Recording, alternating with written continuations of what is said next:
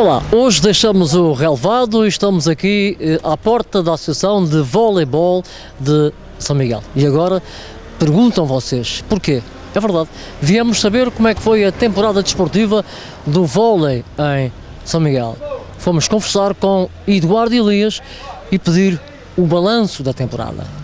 É positivo, apesar das grandes dificuldades porque atravessou esta associação, nomeadamente a nível dos cortes adicionais a que fomos sujeitos. Já com a época toda organizada, tivemos cortes extraordinários que nos penalizaram de sobremaneira, porque levaram a que a Associação de Voleibol de São Miguel se visse forçada a organizar praticamente todas as fases finais, com os acréscimos de despesas organizativas e de trabalho que isso implicou e redução do apoio para as nossas equipas que não tiveram os apoios que lhes seriam devidos no caso de viajarem para disputar noutras ilhas. Apesar de tudo isso, nós acabámos por ganhar quase todas as competições em que vimos as nossas equipas envolvidas. O Clube K, apesar de também não ter o mesmo apoio que outras modalidades têm tido, também conseguiu-se manter na linha cimeira do vôlei nacional, e nós, a Associação de Voleibol de São Miguel, também vimos, a nível da própria Federação, reconhecido o nosso valor, o nosso empenho, a nossa participação, ou sermos convidados para integrar dois dos órgãos federativos, a saber, a mesa da Assembleia Geral e o Conselho de Arbitragem Nacional, o que nos apraz de sobremaneira, ainda mais tendo o árbitro internacional da nossa associação tido um acréscimo significativo de participações nas ligas mundiais e nas ligas europeias. Daí que estamos efetivamente de parabéns.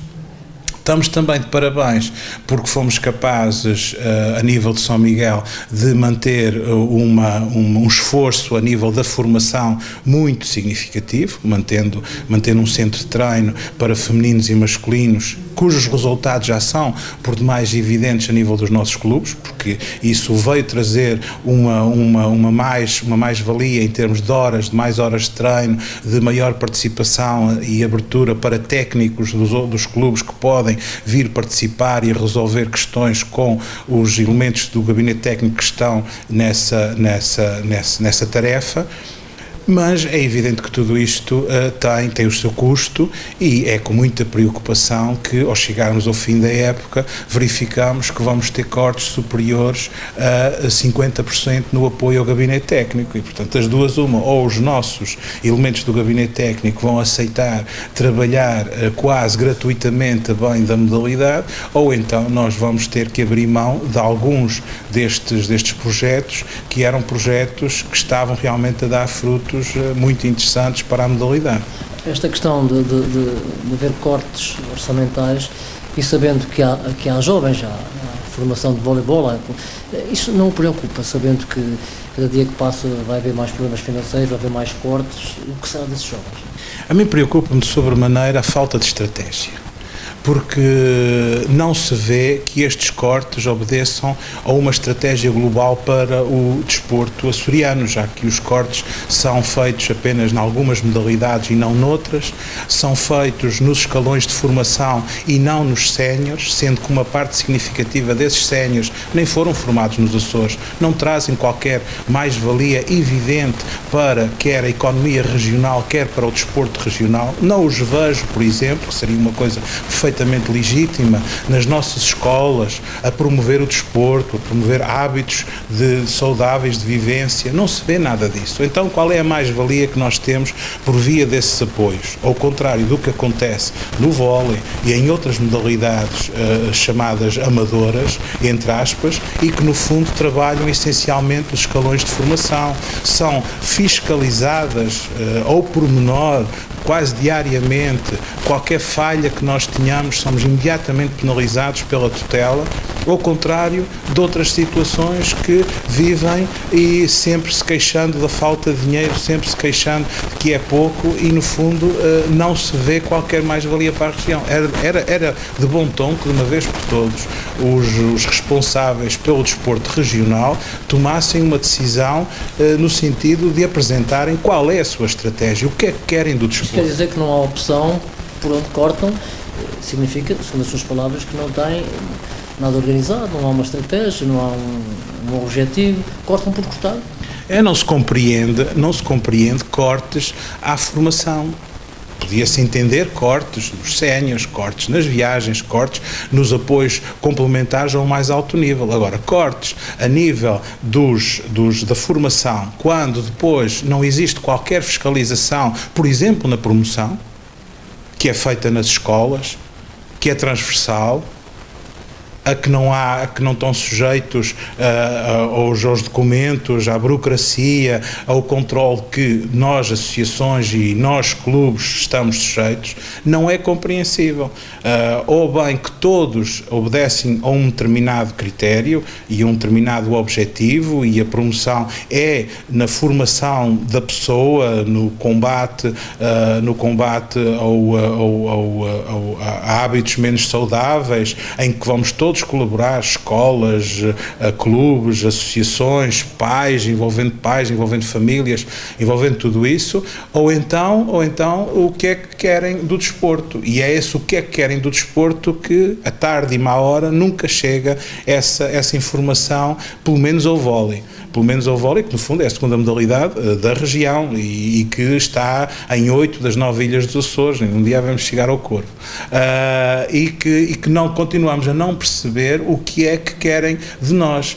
Sendo certo que, ainda dentro do vôlei, o mais penalizado acaba por ser a Associação de Voleibol de São Miguel, porque sendo a associação maior, com mais responsabilidade, com mais clubes, com mais atividade, com mais obrigatoriedade de desenvolver a sua ação, acaba por, sempre que os cortes são feitos porque são cegos, porque são à percentagem, porque não obedecem a quaisquer critérios, porque não obedecem à qualidade da prestação de serviço, são cortes matemáticos, feitos a regra e esquadro. É evidente que quem mais trabalha, quem apresenta um trabalho mais qualitativo, acaba por ser sempre o mais penalizado. Acha que tem alguma coisa a ver com o diretor de desporto? Tem a ver com a falta de critério dele? Não sabe?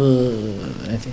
Aliás, espanta-me de alguma forma que o diretor regional do desporto, sendo até um homem do vôlei, que não tenha, relativamente a esta situação, uma atitude tão compreensiva como o seu secretário tem vindo a demonstrar. O próprio secretário regional, relativamente a todas as questões que têm sido colocadas, tem tido uma atitude de diálogo, de consenso, de participação, de colaboração, de abertura.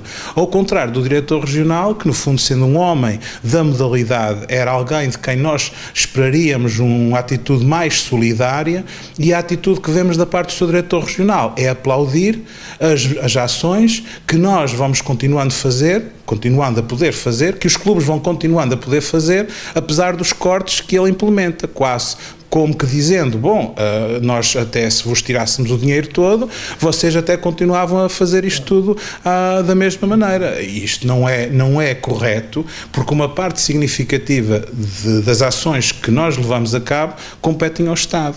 É a incumbência do Estado promover a prática desportiva, promover hábitos saudáveis, promover a formação das crianças. Nós, associações, nós, clubes, estamos no fundo a levar a cabo uma ação pública, meritória. Nós não somos remunerados por isso, nós dirigentes, ao contrário do seu diretor regional e do seu staff, que são, esses sim, remunerados e bem pagos para levarem a cabo a promoção e o desenvolvimento da política desportiva regional. E parece que é isso que nós não vemos da parte do seu diretor regional, não vemos uma palavra amiga, não vemos uma solidariedade, não vemos uma compreensão que nos permita também levar algum conforto aos nossos clubes. Então significa que não está a fazer um bom trabalho, na sua perspectiva? Até este momento, e neste mandato especificamente, o trabalho tem sido péssimo, porque começou desde logo a nos obrigar a alterar quadros competitivos, retirando verbas, e impedindo que nós pudéssemos levar a cabo aquilo que já estava programado, penalizando, entre outros, os escalões dos iniciados e dos júniores. O que é perfeitamente incompreensível.